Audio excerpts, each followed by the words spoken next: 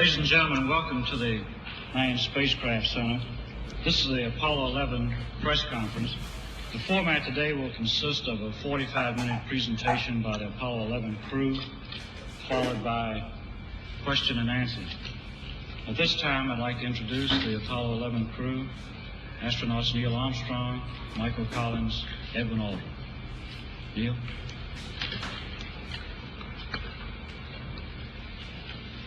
It was our pleasure to have participated in one great adventure.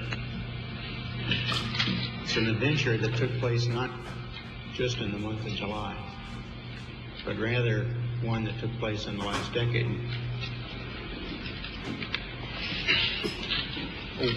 We all here and the people listening in today had the opportunity to share that adventure over its developing and unfolding in the past months and years.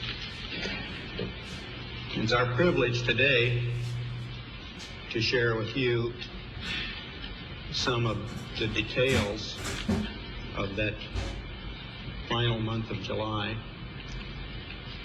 that was certainly the highlight for the three of us of that decade. We're going to divert a little bit from the format of past press conferences and talk about the things that interested us most, in particular the things that occurred on and about the moon. We will use a number of films and slides which most of you have already seen,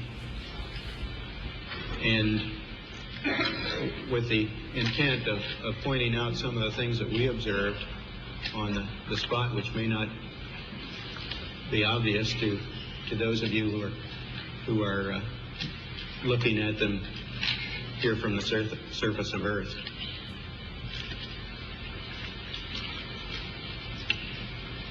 The flight, as you know, started promptly.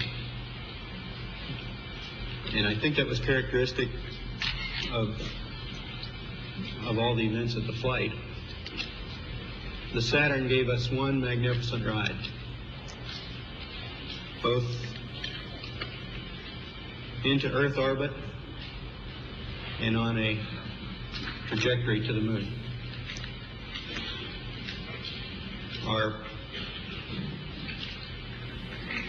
Our memory of that actually differs little from the reports that you have all heard from those previous Saturn V flights, and the previous flights served us well in preparation for this flight in the boost as well as the subsequent phases.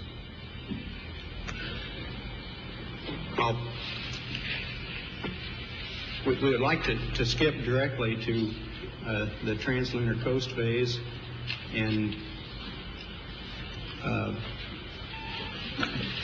undocking, or the transposition and docking sequence.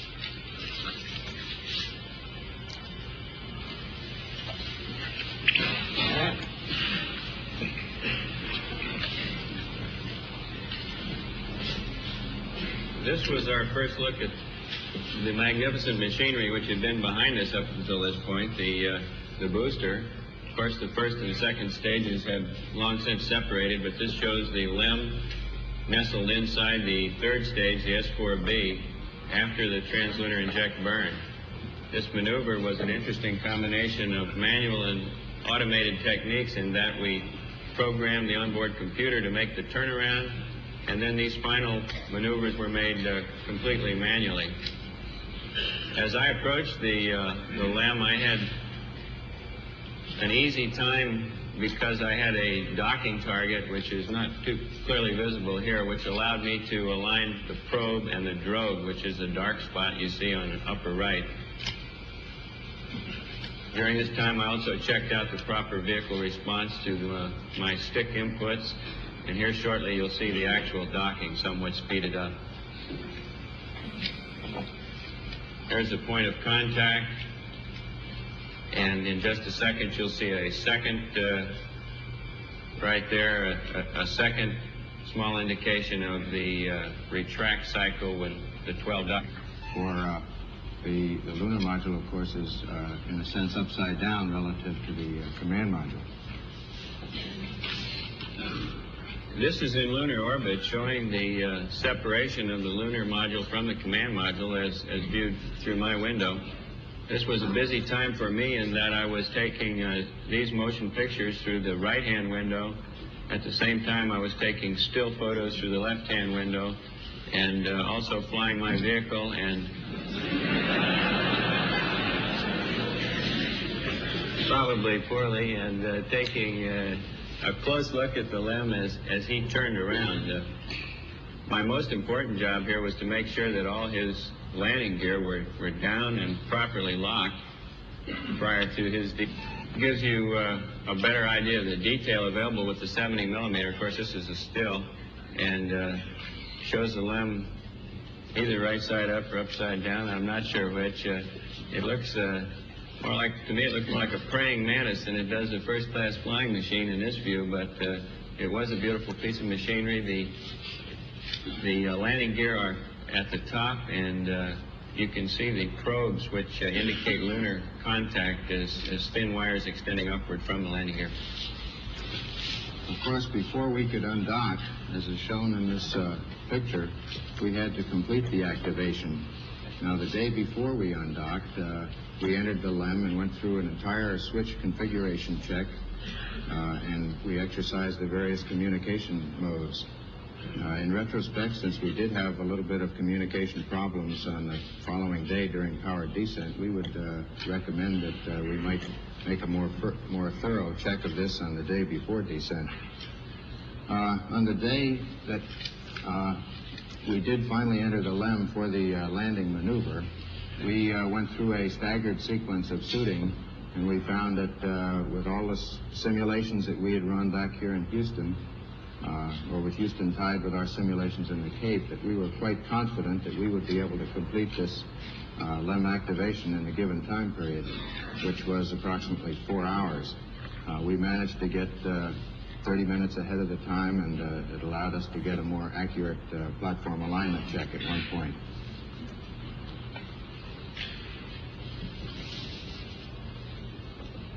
After the undocking maneuver, we went through a brief radar check, and then the command module executed a 2 foot per second maneuver away from us so that we would both be able to independently exercise our guidance system through a star alignment check, which we did following this separation maneuver.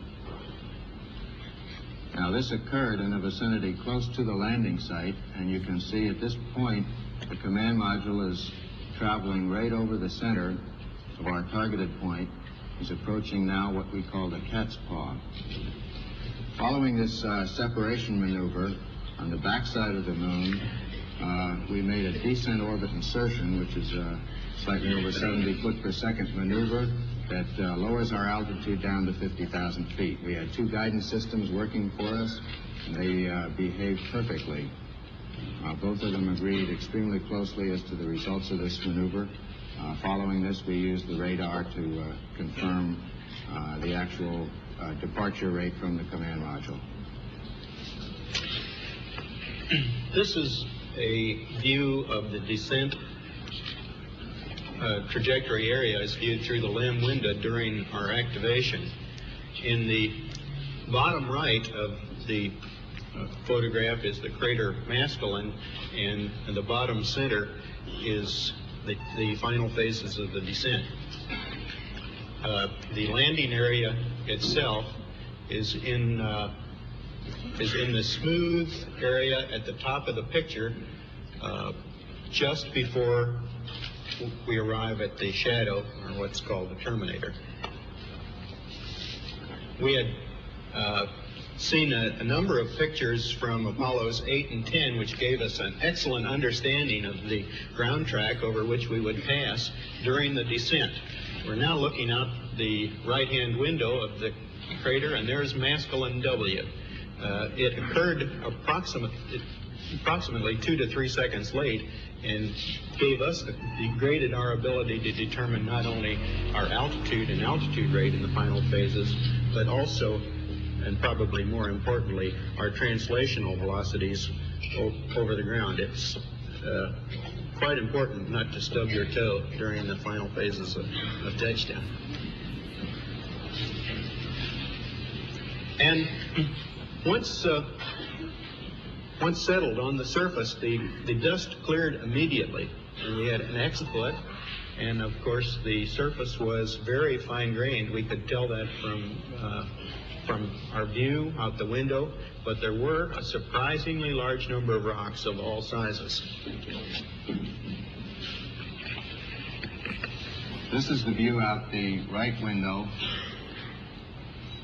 Up close to the horizon, you see a boulder field that was probably deposited by some of the impacts in the craters that were behind us. You see, most of the craters have rounded edges. However, there is a variation in the age of these, as we can tell by the sharpness of the edge of the crater. The immediate foreground area we'll see more pictures of later. It was relatively flat terrain, in contrast to looking forward along where the shadow of the lem is cast on the surface, and we see a zero-phase glow around the upper portion of the lem. The general color of the terrain looking down sun was a very light tannish color. This blended as we looked more across sun to a more sharper, well-defined features and more of a gray color. During the initial time period after touchdown, we went through various sequences to prepare us for immediate abort or liftoff if we found that that was necessary. We found we had to vent the fuel and oxidizer manifolds a good bit earlier than we had thought. We went through these various checks and prepared for one liftoff that would occur about 21 minutes after the beginning of powered descent. The ground gave us a stay during this period. We did not have to make use of that. We then proceeded at that point into our simulated countdown, which consisted of checking our guidance systems. We made use of a gravity align feature where the inertial platform of the primary guidance would use the gravity vector to determine the local vertical. We would then compare this with the alignments that we had previously. We also made use of the stars through the telescope and aligning a crosshair by rotating the field of view until the crosshair superimposed on the star. This would give us the angular measurement of the star within the field of view of the telescope. We then determine the distance out by aligning another reticle spiral on this. We went through an averaging technique on board and then fed this information into the computer, and this came up with our various alignment checks.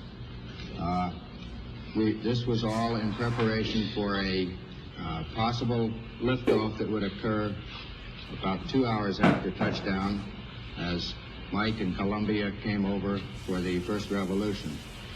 The ground network gave us a stay, and we continued briefly through the remainder of this checklist in our simulated countdown. And at this point, we terminated and powered down many systems on board the spacecraft and went into an E period.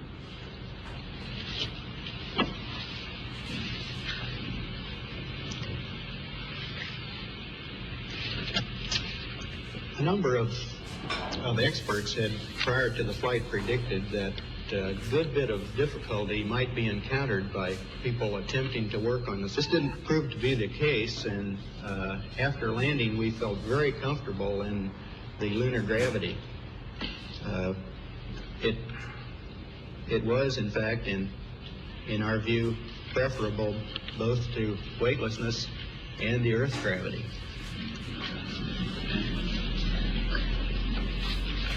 This led us to believe, this in conjunction with the fact that all the systems in the LEM were operating magnificently and we had very few problems, to go ahead with the surface work immediately. We predicted that we might be ready to leave the LEM by 8 o'clock, but those of you who followed on the ground recognize we missed our estimate by a good deal. This was due to a number of factors. One, we had house cleaning to perform, food packages, flight plans, and all the items that we'd used in the previous descent to be stowed out of the way and prior to depressurizing the lunar module. It took longer to depressurize the lunar module than we had anticipated, and it also took longer to get the cooling units in our backpacks operating than we had expected. In sum and substance, it took us approximately an hour longer to get ready than we had predicted.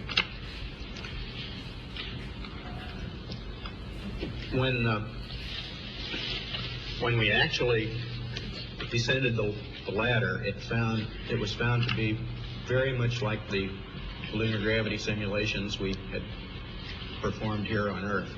And no difficulty was encountered in descending the ladder. The last step was about 3.5 feet from the surface, and we're somewhat concerned that we might have difficulty in re-entering the LEM at the end of our activity period, so we practiced that before doing the exercise of bringing the camera down, which took the subsequent surface pictures. Here you see the camera being lowered on what might be called a Brooklyn clothesline. I was operating quite carefully here because immediately to my right and off the picture was a 6-foot deep crater, and I was somewhat concerned about losing my balance on the steep slopes. The other item of interest in the very early stages of EVA, should it have been cut short for some unknown reason, was the job of bringing back a sample of the lunar rocks. And these photographs show the collection of that initial sample into a small bag, and then that bag being deposited in my pocket.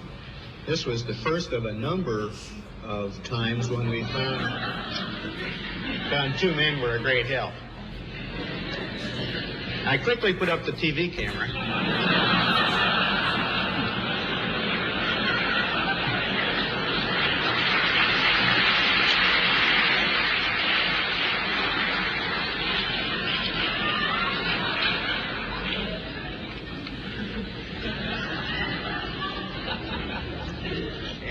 And then, more leisurely, Buzz and I joined together to erect the American flag. We found on a number of occasions that we were able to help each other in many ways on the surface. You probably recall the times that I got my foot caught in the television cable, and Buzz was able to help me extract it without falling down.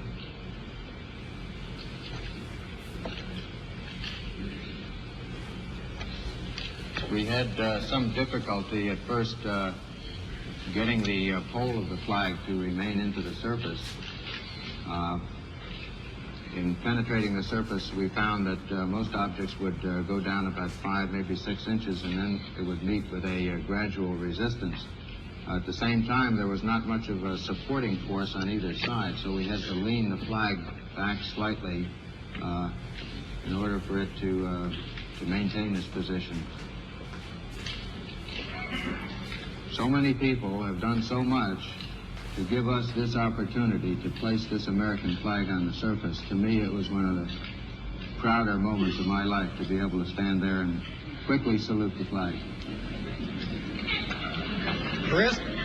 The rest of the activity seemed to go very rushed. There were a lot of things to do, and we had a hard time getting them finished.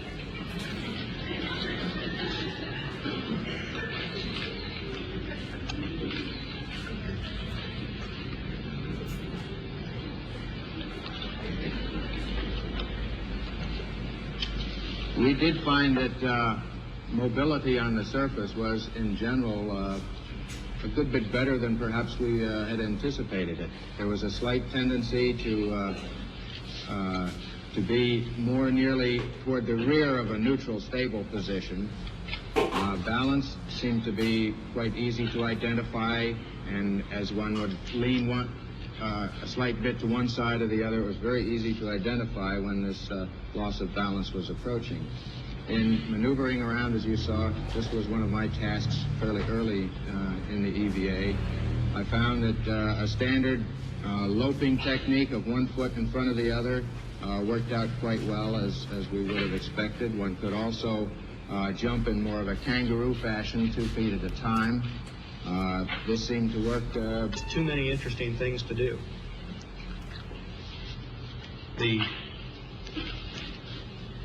The surface, as we said, was fine-grained with lots of rocks in it. It took footprints very well, and the footprints stayed in place. The LEM was in good shape and exhibited no damage from the landing or the descent. It's a picture of the ladder with the well-known plaque on the primary strut.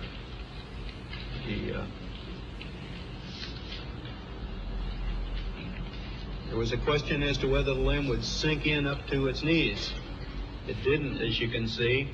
The foot pad sunk in perhaps an inch or two, and the probe in this picture was folded over and sticks up through the sand in the bottom right-hand corner, showing that we were indeed traveling slightly sideways at touchdown.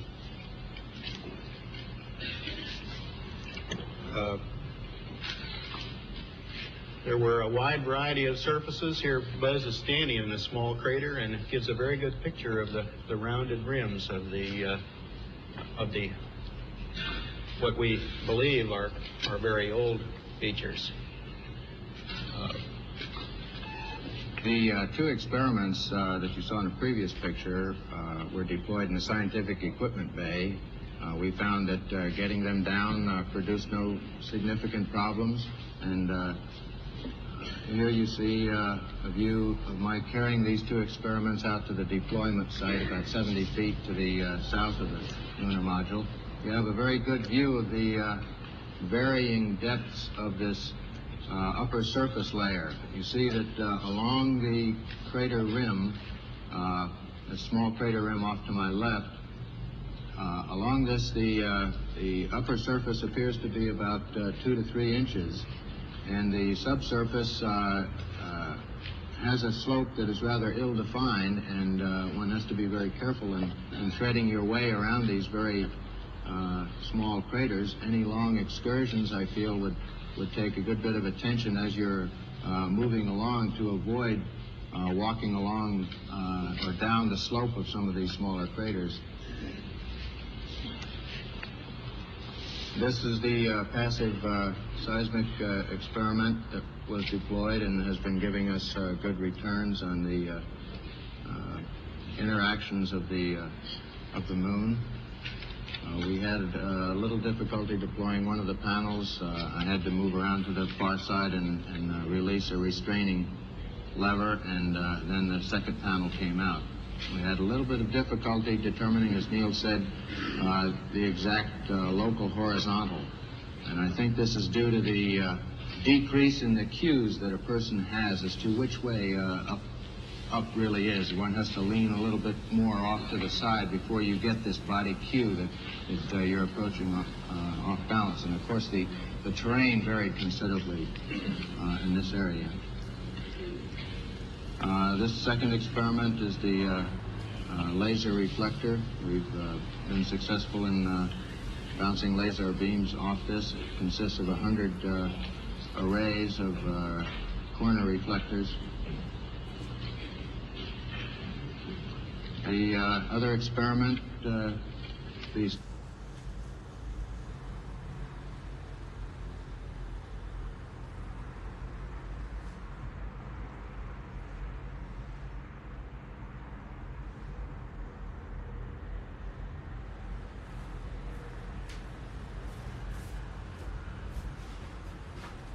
core tube into the surface. We collected 2 different core tube samples. It was quite surprising the resistance that was met in this subsurface medium, and at the same time you see that it did not support very well the core tube as I was driving it into the surface.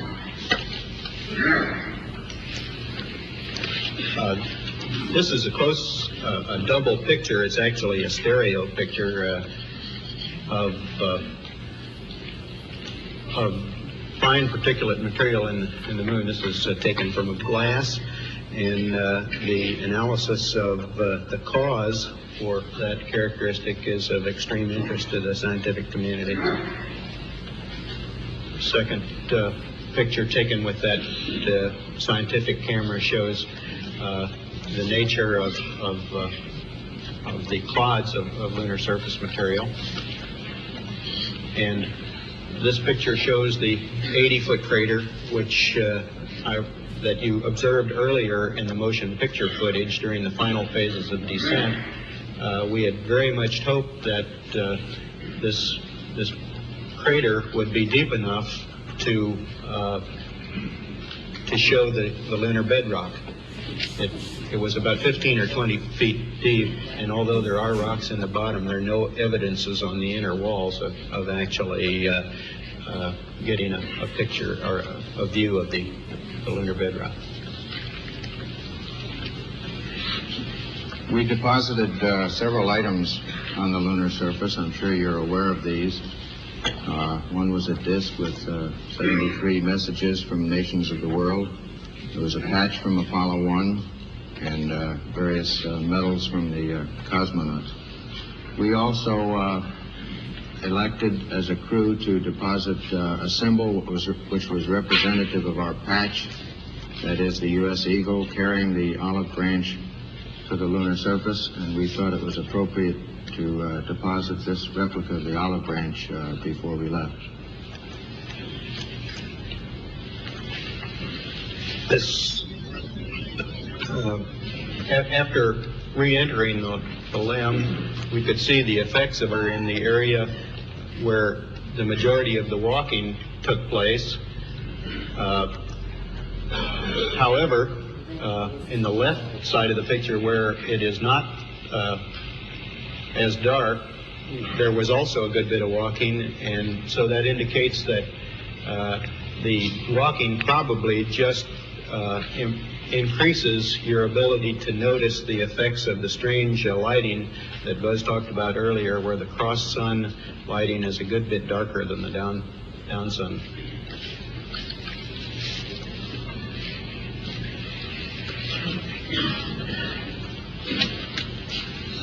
Following the EVA, we had a sleep period, which, in a word, didn't go quite as well as we thought it might. We found it was quite difficult to keep warm when we pulled. Rather difficult for us to sleep. You see, mounted in the right-hand window, the 16-millimeter camera as it was mounted for taking the pictures on the surface. Following the sleep period, as we're approaching the liftoff point, we progressed with a gradual power-up of the lunar module, which included another star alignment up in front of the instrument panel that was used to record the various messages that were sent up to us, the whole host of numbers for the particular maneuvers that were coming up that we would copy down. We'd log these on that sort of a data sheet.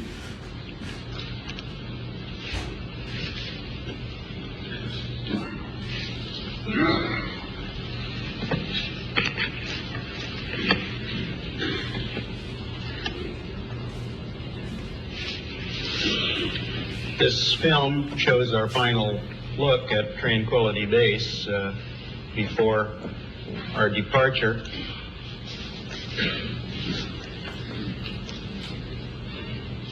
And the ascent was a great pleasure. It was very smooth. We were very, very pleased to have that engine light up.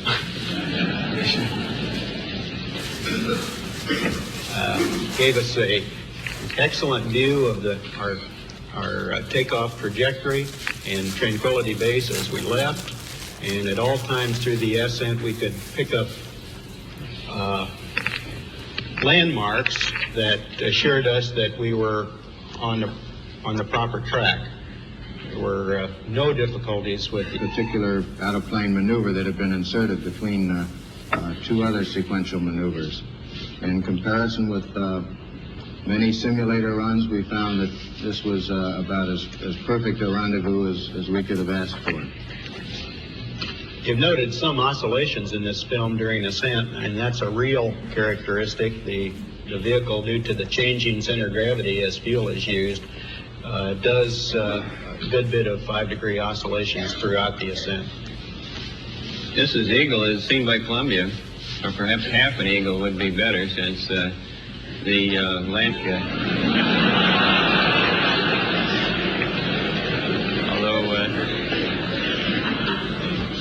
although we were far from home, we were a lot closer to it than the pure distance might indicate. Neil's making the initial maneuvers here to get turned around, and then again I do the final docking. This is somewhat swifter than real time. To probe the dark funnel on the top of the LEM, and the docking target below it and to the left in the lighter portion of the LEM. As Buzz said, the rendezvous was absolutely beautiful. They came up from below absolutely as if they were riding on rails. There was absolutely no disturbance or any off-nominal effects during the last part of the rendezvous.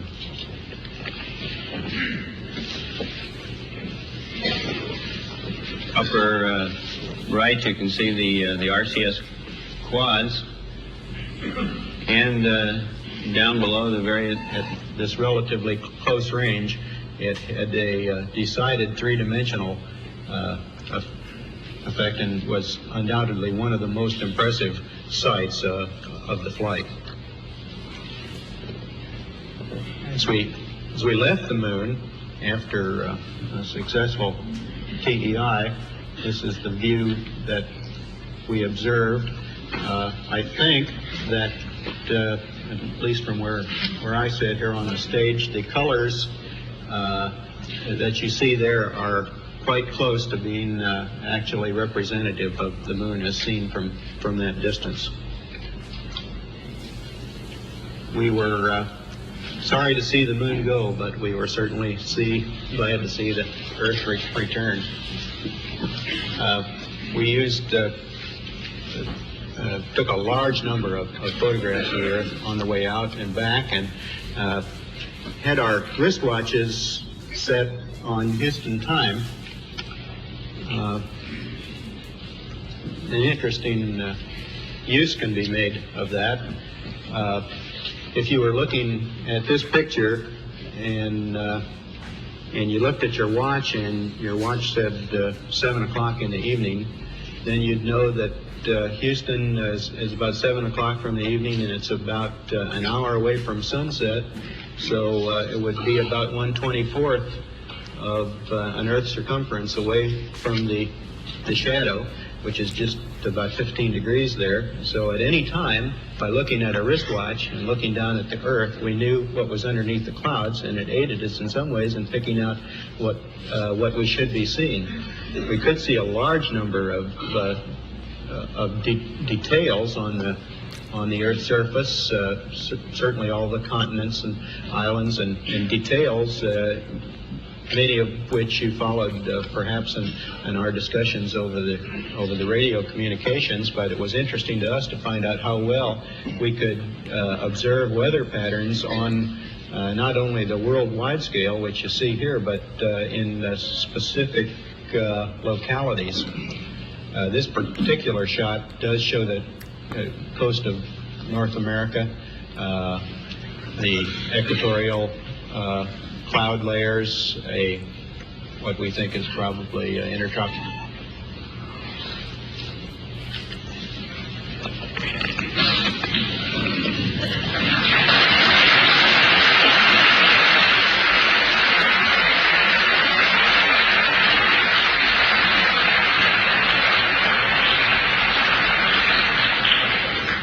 We're ready now for question and answers, and wait for the microphone, and we'll go right down the line, and we'll catch everyone if you'll just be patient.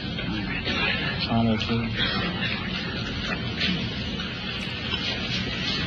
How much time did you have left in your life support backpacks at the time you got back on board LEM? I haven't seen the post-flight analysis of the numbers.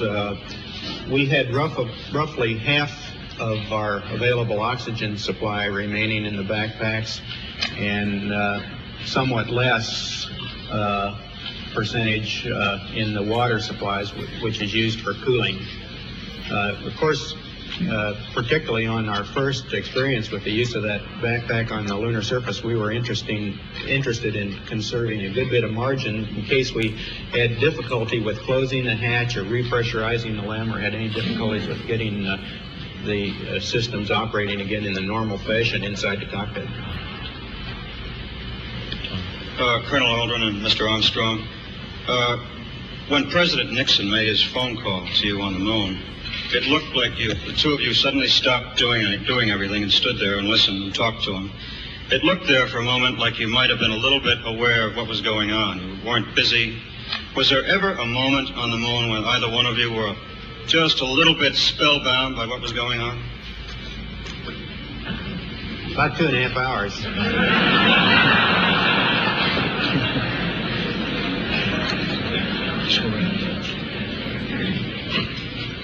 I'd like to ask Neil Armstrong when he began to think of what he would say when he put his foot down on the lunar surface, and how long he pondered the statement about a small step for man, gigantic leap for mankind. Yes, I did think about it. It was not extemporaneous, neither was it planned. It evolved during the conduct of the flight, and I decided what the words would be while we were on the lunar surface just prior to leaving the land. I'd like to ask Neil Armstrong and Buzz Aldrin, and I'm not quite sure how to ask this question, but when you first stepped on the moon, did it strike you as you were stepping on a piece of the Earth, or sort of what your inner feelings were, whether you felt you were standing in a desert, or this was really another world, or how you felt at that point? Well, there was no question in our minds where we were. We've been orbiting around the moon for quite a while. At the same time, we have experienced 1.6G before. We've been exposed to some degree to the lighting that we saw. However, this was, in my case, an extremely foreign situation with the stark nature of the light and dark conditions. And of course, we first set foot on the moon in the dark, shadowy area.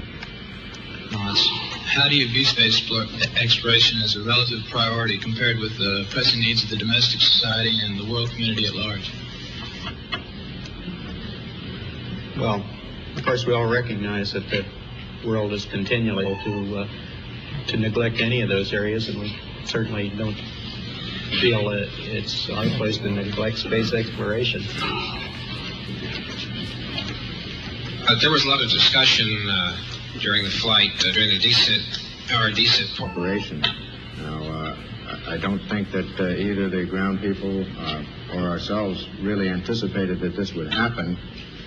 It was not a serious program alarm. It just told us that for a brief instant the computer was reaching a point of being trying to solve these particular problems, we wanted to be able to look out the window to identify the features as they came up so that we would be able to pinpoint just where in the landing ellipse the computer was taking us.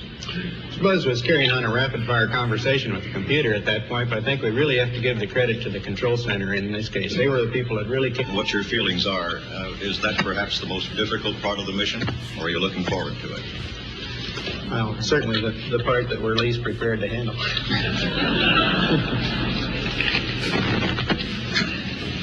Most important piece of advice or recommendation for the Apollo 12 crew.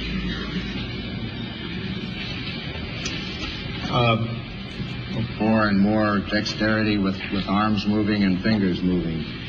These things are understudied. Of course, the Apollo 12 mission will have two different periods of EVA, one early in the mission and a sleep period, and then another EVA following that. We've, in general, looked at their plans, and we talked to them about the duration. We talked to them about a brief period at the beginning of their EVA for their familiarization with the EVA, the 16G environment. I don't think we have any particular recommendations for how they should change their mission. It is a continuing evolvement of EVA capability and scientific exploration that they're undertaking on that flight. You're now national heroes, and you've had a couple of weeks in isolation in the LRL to think about that. What are your initial feelings about being heroes? How do you believe it will change your lives? And do you think that maybe you'll get another chance to go to the moon, or are you going to be too busy being heroes? Long preparing is that we had to prepare for Apollo 11. In the lunar receiving laboratory, we did have very little time for meditation, it turns out.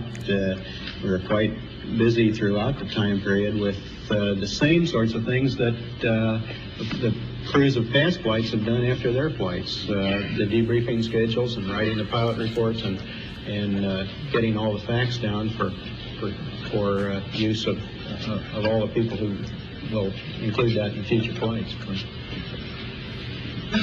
I'm struck from the movies and the still pictures by the difference in the very hostile appearance of the moon when you're orbiting over it or some distance from it, and the warmer colors and the apparently relatively more friendly appearance of it when you're on the surface.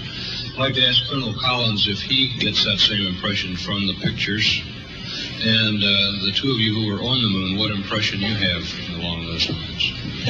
Well, the moon changes character as the angle of sunlight striking its surface changes. At very low sun angles, close to the terminator, or dawn, or at dusk, it has the harsh, forbidding characteristics which you see in a lot of the photographs. On the other hand, when the sun is more closely overhead, a midday situation, the moon takes on more of a brown color, it becomes almost a rosy-looking place, a fairly friendly place. So that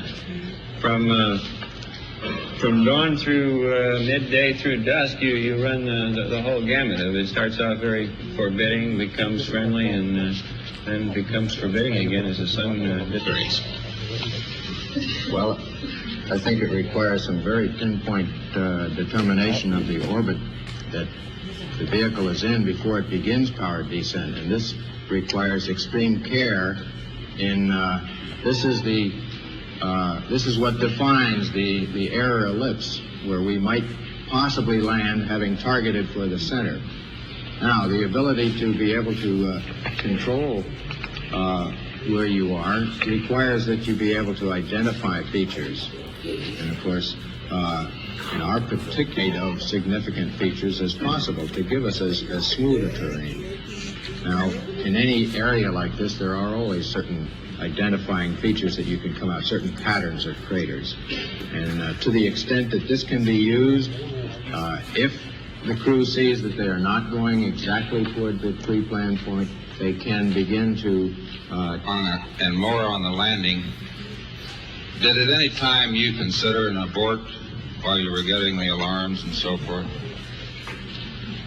Well, I safely do so, and as soon as program alarms, computer alarms manifest themselves, why you realize that you have a possible abort situation to contend with, but our procedure throughout the vehicle down in the same way that it was programmed to do. The only thing that was missing during this time period is that we did not have some of the displays on the computer keyboard, and we had to make several entries at this time in order to clear up that area. Would see to your private lives in the years ahead? I wish I knew the answer. But I think the landings of the type that are presently considered for the next number of flights are appropriate to the conclusions that we reached as a result of both our descent work and work on surface. That we are able to investigate the variety of types of landing sites that they hope to accomplish. I have two brief questions I'd like to ask, if I may. When you were carrying out that incredible moonwalk, did you find that the surface was equally firm anywhere, or were there harder and softer spots that you could detect? And secondly, when you looked up at the sky, could you actually see the stars and the solar corona in spite of the glare?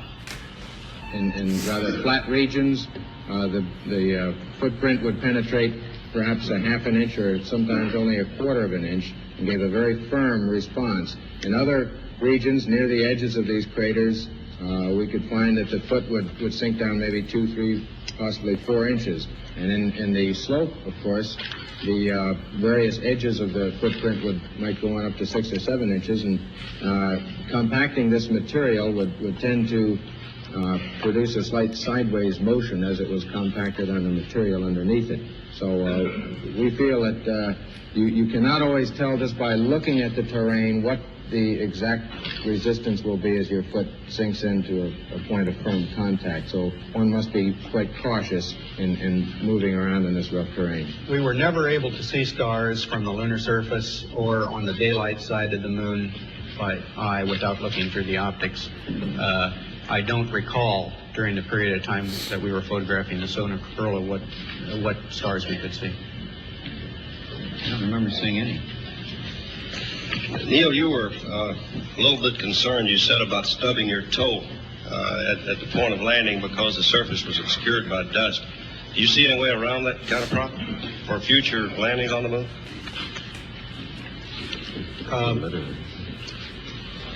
I think the simulations that we have at the present time to enable a pilot to understanding the problems of a lunar landing, that is a simulator and the various lunar landing training facilities and trainers that we have will do that job sufficiently well.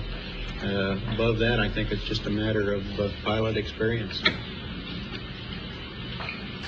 Of course, the little bit of dispersions in the maneuvers, such as the DLI burn on the backside of that ignition, and there is no way of compensating until you get to final phase for that error.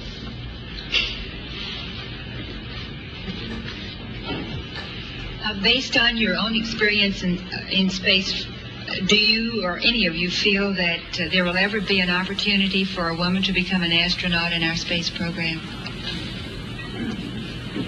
I should hope so.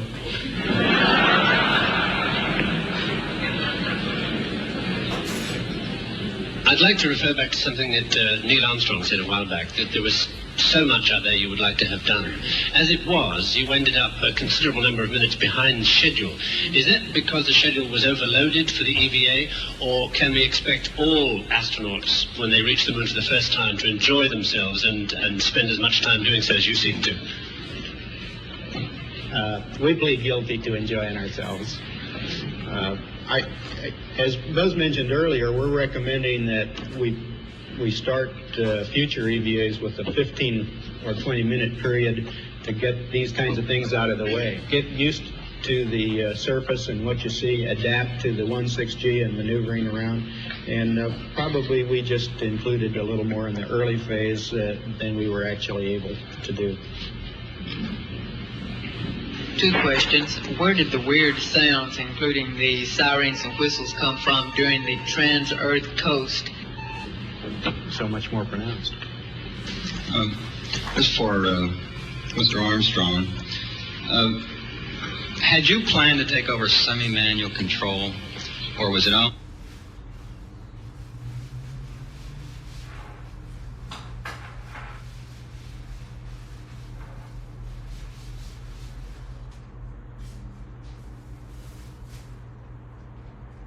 Manual phase, then we would have planned in order to find a suitable landing area.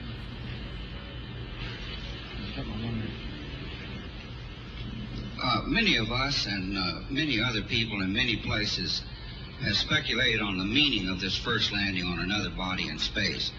Would each of you give us your estimate of what is the meaning of this to all of us?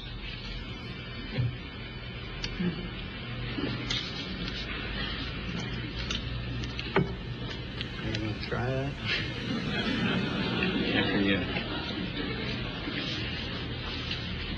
Well,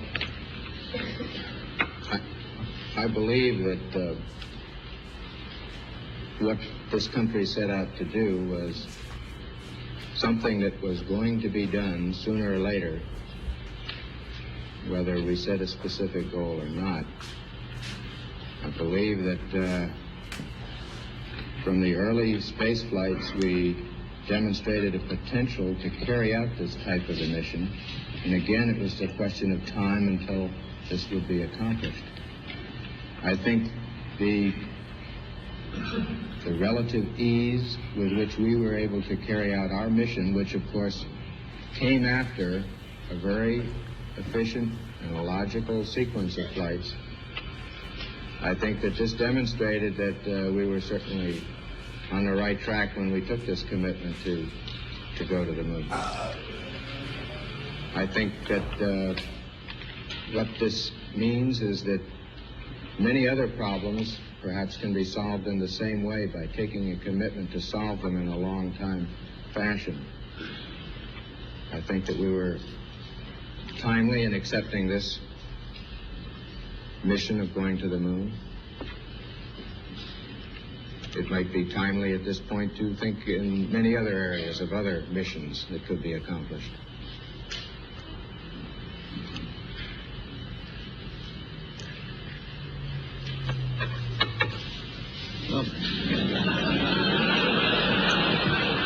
Everybody looking at me? Well, to me, there are near and far-term aspects to it. On the near term, I think it's a technical triumph for this country to have said what it was going to do a number of years ago, and then, by golly, do it, just like we said we were going to do it.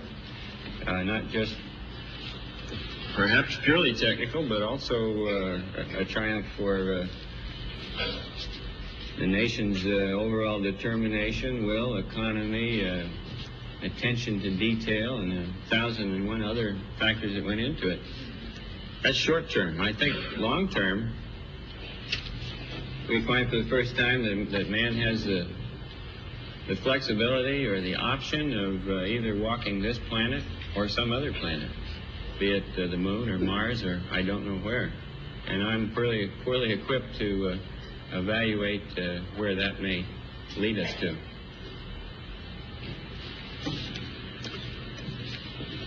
I just see it as a beginning, not just this flight, but in this program, which has really been a very short piece of human history, an instant in history, the entire program. It's a beginning of a new age. Neil, how much descent fuel did you have left when you actually shut down? My own instruments would have indicated less than 30 seconds, probably something like 15 or 20 seconds. I think the analysis of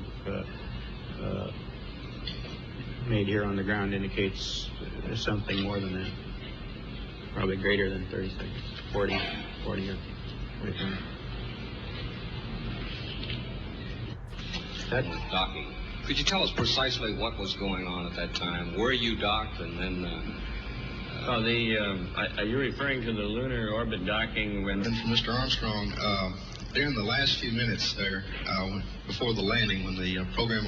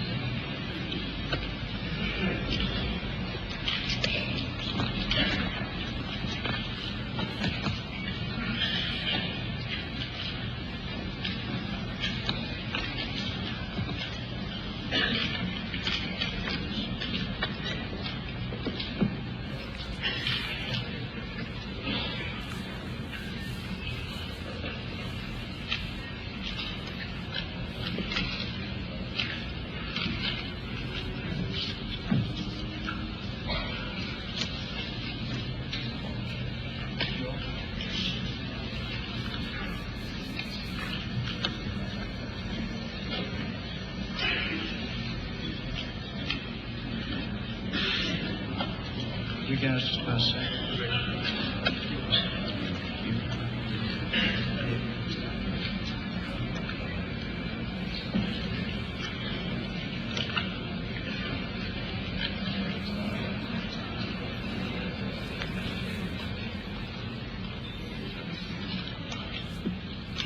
Ladies and gentlemen, welcome to the Manned Spacecraft Center. This is the Apollo 11 press conference. The format today will consist of a 45-minute presentation by the Apollo 11 crew, followed by question and answer. At this time, I'd like to introduce the Apollo 11 crew, astronauts Neil Armstrong, Michael Collins, Edwin Aldrin. Neil?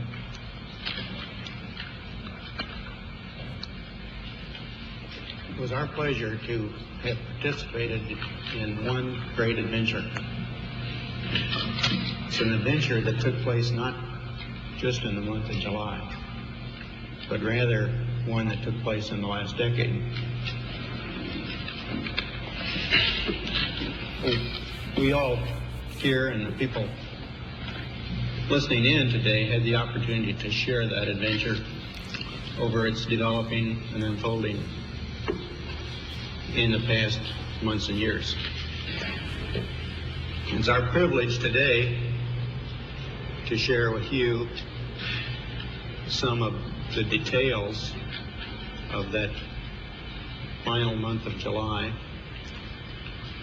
that was certainly the highlight for the three of us of that decade. We're going to divert a little bit from the format of past press conferences and talk about the things that interested us most, in particular the things that occurred on and about the moon. We will use a number of films and slides which most of you have already seen, and with the intent of pointing out some of the things that we observed on the spot which may not be obvious to those of you who are looking at them here from the surface of Earth.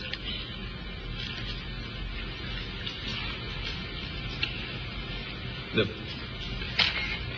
flight, as you know, started promptly.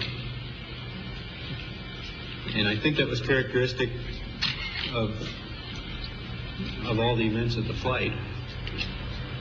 The Saturn gave us one magnificent ride, both into Earth orbit and on a trajectory to the moon. Our memory of that actually differs little from the reports that you have all heard from those previous Saturn V flights, and the previous flights served us well in preparation for this flight in the boost as well as the subsequent phases.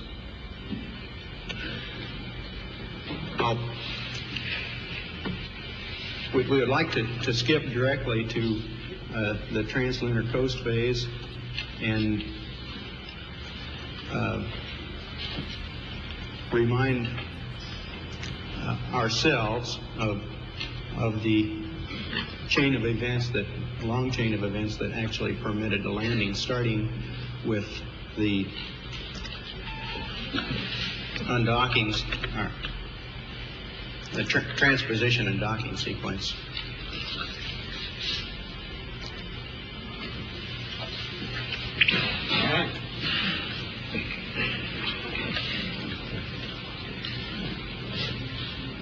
This was our first look at the magnificent machinery which had been behind us up until this point, the booster.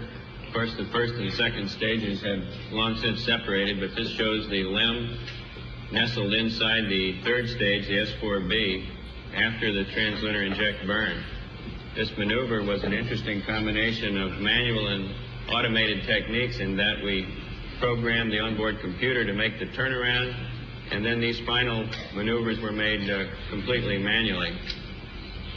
As I approached the LEM, I had an easy time because I had a docking target, which is not too clearly visible here, which allowed me to align the probe and the drogue, which is the dark spot you see on the upper right. During this time, I also checked out the proper vehicle response to my stick inputs, and here shortly you'll see the actual docking somewhat speeded up. There's the point of contact, and in just a second you'll see a second, right there, a second small indication of the retract cycle when the 12 docking latches made. We made 2 entries into the lunar module. This is our first view of the inside of this. The final activation was made on the day of powered descent. On the 2 previous days, when we entered, we removed the probe and drogue and found that we had a rather long tunnel between the 2 vehicles.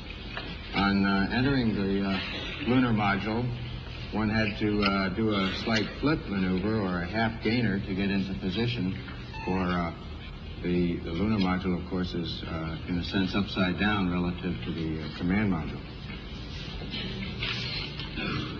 This is in lunar orbit, showing the separation of the lunar module from the command module as viewed through my window.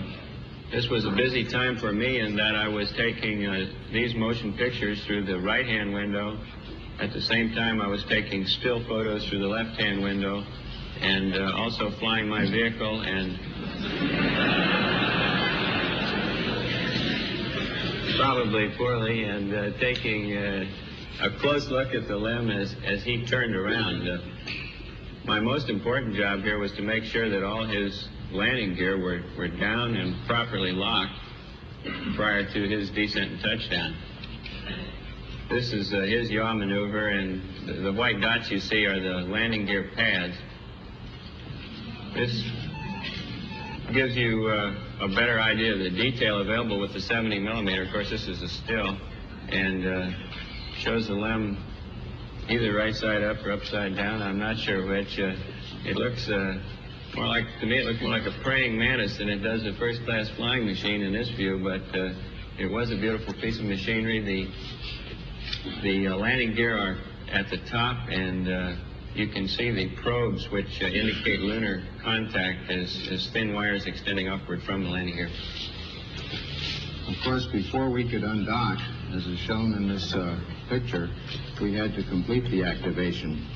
Now, the day before we undocked, we entered the LEM and went through an entire switch configuration check, and we exercised the various communication modes. In retrospect, since we did have a little bit of communication problems on the following day during powered descent, we would recommend that we might make a more thorough check of this on the day before descent. On the day that we did finally enter the LEM for the landing maneuver, we went through a staggered sequence of suiting, and we found that with all the simulations that we had run back here in Houston, or with Houston tied with our simulations in the Cape, that we were quite confident that we would be able to complete this LEM activation in a given time period, which was approximately 4 hours. We managed to get 30 minutes ahead of the time, and it allowed us to get a more accurate platform alignment check at one point.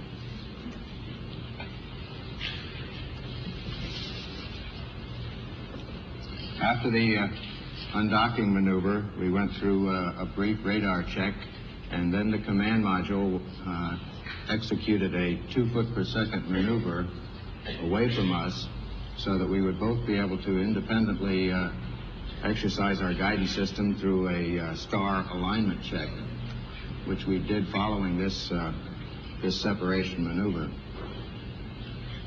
Now, this occurred in a vicinity close to the landing site, and you can see at this point the command module is traveling right over the center of our targeted point, is approaching now what we call the cat's paw.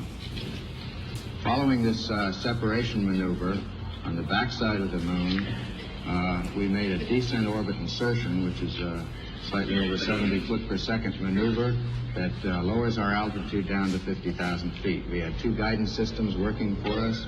They behaved perfectly. Both of them agreed extremely closely as to the results of this maneuver.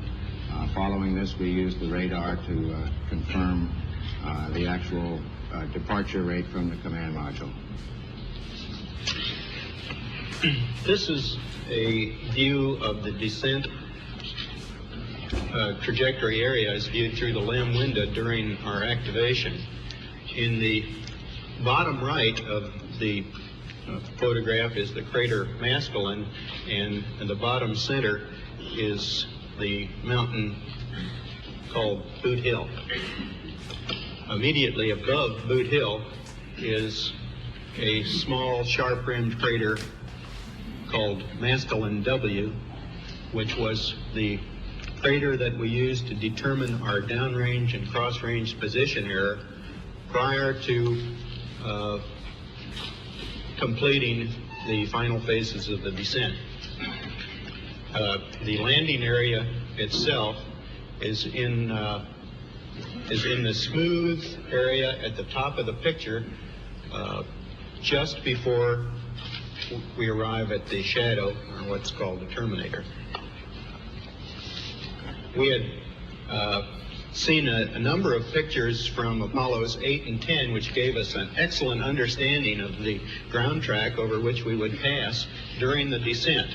We're now looking out the right-hand window of the crater, and there's Maskelyne W. It occurred approximately 2 to 3 seconds late and gave us the clue that we would probably land somewhat long. After completing those position checks, we rolled over face up so that the landing radar could lock on the ground and confirm our actual altitude. Now, this picture doesn't show it, but at this phase in the trajectory, we were looking out directly at the planet Earth. In the final phases of descent, after a number of program alarms, we looked at the landing area and found a very large crater just in the very left top corner of the picture. The camera is located in the right window and looks to the right, and it just barely sees this boulder field we're passing over right now. We're at 400 feet, and those boulders are about 10 feet across. This was the area which we decided we would not go into, extended the range downrange, and saw this crater, which we passed over, this 80-foot crater, in the final phases of descent, and later took some pictures of. Now you can see the exhaust being the exhaust dust being kicked up by the engine, and this was some concern in that it degraded our ability to determine not only our altitude and altitude rate in the final phases, but also, and probably more importantly, our translational velocities over the ground. It's quite important not to stub your toe during the final phases of touchdown. And once settled on the surface, the dust cleared immediately, and we had an excellent view of the area surrounding the limb. This is the view out the left window. It shows a cratered surface, pockmarked with craters up to 15, 20, 30 feet, and many smaller craters down to a diameter of 1 foot. And of course, the surface was very fine-grained. We could tell that from our view out the window, but there were a surprisingly large number of rocks of all sizes. This is the view out the right window. Up close to the horizon, you see a boulder field that was probably deposited by some of the impacts in the craters that were behind us. You see, most of the craters have rounded edges. However, there is a variation in the age of these, as we can tell by the sharpness of the edge of the crater. The immediate foreground area, we'll see more pictures of the flat terrain, in contrast to some of the more rolling terrain that we could see out the front window and out the left window.